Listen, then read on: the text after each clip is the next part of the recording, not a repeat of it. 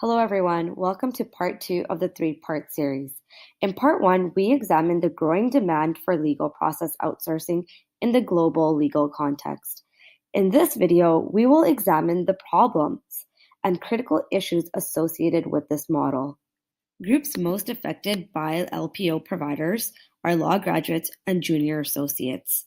Legal services traditionally performed by entry-level lawyers are now being outsourced overseas. As a result, jobs are decreasing and they are not getting the opportunity to be trained in the legal sector. In his book, Tomorrow's Lawyers, Richard Susskind argues that there must be sustainability of the profession.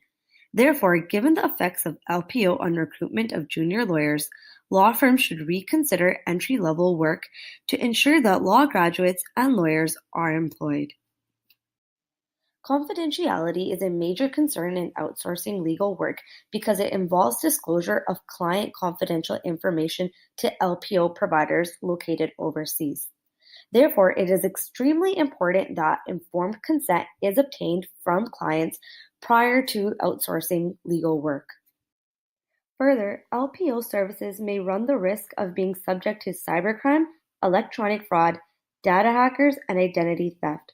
Hence, maintaining client confidentiality with LPO providers is extremely difficult, especially when using cloud computing.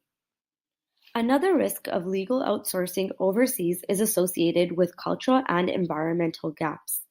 It is likely in some cases that LPO providers may lack deep understanding of the Australian legal system, and they also may lack knowledge of core Australian ethical principles. LPO raises a challenge of ensuring that legal services are delegated to competent individuals overseas that work in accordance with the professional standards as applied in Australia. Domestic firms have little control over the work that comes in and can only review it once they have received it.